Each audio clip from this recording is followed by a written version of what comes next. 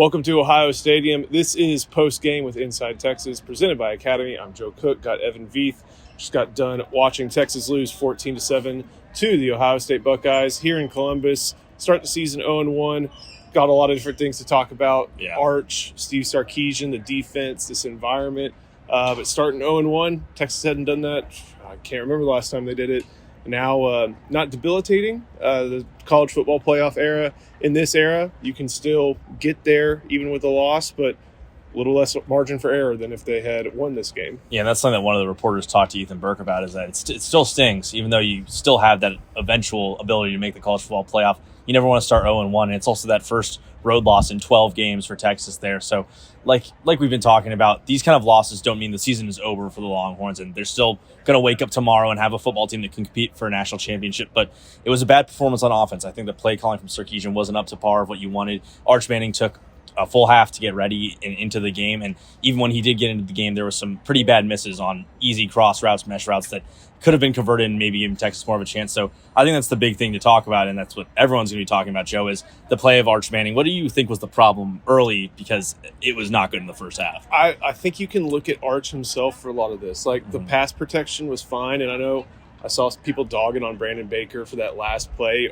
Steve Sarkisian said a communication just didn't reach to make it all the way to him. I don't know who that gets blamed on. It didn't happen. That's why that last gasp to Jack Indries was such a last gasp. But it seemed like it was an Arch thing. You know, he was missing receivers. He was working in the pocket. He had time, but he just wasn't making the right throws. And Arch has good mechanics, but his throwing motion sometimes looks like he's in pain. It's real funny, and I think a lot of people were reminded that and maybe had forgotten a little bit about that. But he just wasn't himself. It looked like he had command of the offense pre-snap, which he wrote about, I think, a couple weeks ago. But just hitting throws, it just wasn't there. We saw good things with his legs. We saw good things with him, running the ball and skating up the sideline right behind us and trying to run people over. But in that first half, he just wasn't making accurate throws. And got a few deep passes in there later. One to Jack Indries, one to Parker Livingston. Great touchdown pass. Great play from Parker Livingston. But you just didn't get, I think, what everybody expected. Yeah. You didn't get, all these great plays. Arch throws bombs. Yeah, you saw all these great plays, but you just didn't see a great game. And he owned that. I felt like he really owned that in the press conference. I have to be better. What else are you going to say? It's not like he's going to come out there and just start poo-pooing his teammates. But at the same time, like he understands, just kind of as a Manning, like, there's all this pressure on him. Like, all this stuff is going to be constantly around him. The student section was chanting overrated. Yeah. Okay, cool, whatever. But you got another game, and I looked something up, and I put this in my post-game notes.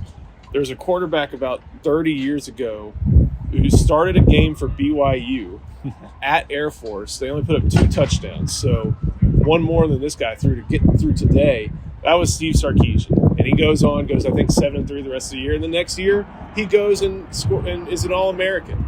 Another thing to remember, somebody pointed this out to me, the stat line that Manning had against Ohio State today, pretty similar to the stat line that Colt McCoy had against Ohio State in 2006. So this was not a good game for him. It was not a winning performance for him. You saw glimpses, but you didn't see consistency. And I think we hear Sark talk about poise, composure, consistency, fundamentals so much. And we're like, okay, all right, we're hearing this again, whatever.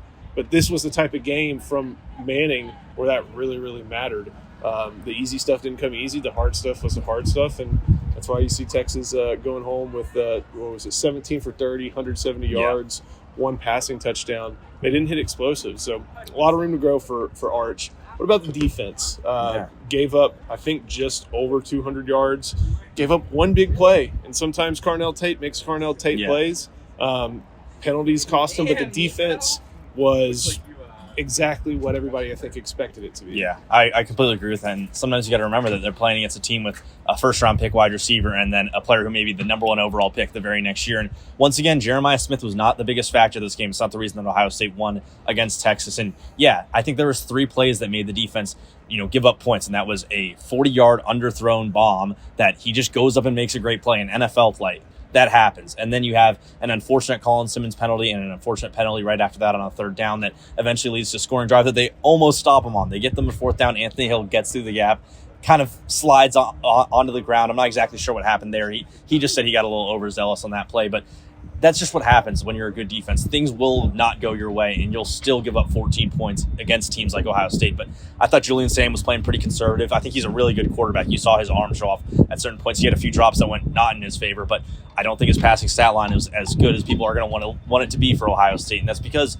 Texas' secondary was good. Their pass rush was getting there, so they had to drop in 7 blockers to account for that, a running back and a tight end. So it overall gives you a lot of hope for this team because the ceiling of the team is going to be relying on Arch Manning, but the floor is so high with this defense. And I feel confident saying this is probably still the best defense in the nation after this game. And it's because you have so much depth on that room from the defensive line. I know you're going to want to talk about this guy. Grayson Littleton made 2 amazing plays in the game and was still good in coverage throughout. So there's so much room for confidence for this team. We're going to wake up tomorrow and they'll still have a chance to play in the college football playoff eventually. But right now, 0-1 is where it's at. But what did you think about this defense? Yeah, I'm glad you mentioned Littleton. Made 2 great plays. Ohio State fans didn't like it. 2 great plays on Jeremiah Smith. Some things just go better together. Burgers and fries, Friday nights in Texas football. And now, Academy Sports and Outdoors and Whataburger. Your favorite new tailgate combo is coming in hot. Academy Sports and Outdoors is teaming up with Whataburger to fuel your pre- and post-game traditions. It's a match made in Texas. Score your limited edition gear at Academy. Get everything you need to host your own Friday night tailgate.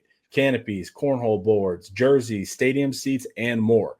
Shop exclusive Academy and Whataburger gear while it lasts. Dig in now. I thought Manny Muhammad played well. Got handsy, but they didn't call it. So, hey, that's good defense. Gilbo, like you mentioned, it wasn't a bad throw, but it was a throw that created a catch point, and Carnell Tate just wanted the catch point. Sometimes when you have a wide receiver who can do that, you tip your cap. That's what I thought of that play. You got beat, but you almost made up for it. The other guy just made a better play. Linebacker was fine. Leonga Lafau had a great first half. Yeah. I think he led the team in tackles along with Michael Taff. And you saw basically players at all 3 levels. He didn't maybe get what you wanted from Colin Simmons and Ethan Burke. Yeah. And again, that's kind of that arch with Simmons, like that's that Arch Manning factor. Like we've talked about him so much as like he's this. And yeah, that's kind of comes with the territory when you talk about the same team, the same players for most of a preseason. But we didn't get any sacks, I don't think. I think I think Ohio State sacks were like Arch stepping back up in the pocket, getting like 1-yard losses. So like it wasn't like neither team gave up any of these like debilitating sacks, and some of that's due to what Colin Simmons just not having the best game. I thought the defensive tackle group, you didn't see really a big step up from everybody, although I thought Alex January may have had the best game, but everybody was consistent. Travis Shaw had a good game. Hero Canoe had a good game. Murad Watson, there's going to be a viral clip of him, but like what's he supposed to do? Like he's anchored. And then there's another clip of Leona Lafau, I think Nash clipped for the first half, where he like stacks 3 people up. Yeah. And Leona Lafau makes a play. So there's a lot to like with this defense. I think one thing we also learned is that Ohio State's these 2 teams are very similar to how they were last year. Yeah. Maybe there's a little bit less offensive firepower for Ohio State this year, which is hard to believe. Yeah. But at the same time, like their defense is still for real. Matt Patricia called a great game. He did. And Pete Kwiatkowski called a great game. It's tough this is one of those games where you really want to know how you stack up against some elite teams. You learned a lot today, especially on your defense and your offense. Last thing to talk about, this is game 1. It is. Ethan Burke talked about how, we have 15 more games left, and that's probably on the optimistic side. Like, they know that this wasn't an SEC game, and unlike the game that took place here 20 years ago, wasn't an elimination game for a 2 or 4-team playoff. There's 12 teams now. We know Texas is not going to be they'll be dinged for this loss, obviously. It's a thing in the loss column, but it's going to look, there will be respect for a 1-score loss later in the year when it comes time to compare resumes. They don't want to have to compare resumes. No. They want to go through San Jose State, UTEP, Sam Houston State. They want to get through that, and they feel like I didn't get this big sense of dejection from any of the players that came through, even Arch, even guys like Michael Taft, who we know last time they lost to Ohio State, was wailing in pain, basically. Yeah.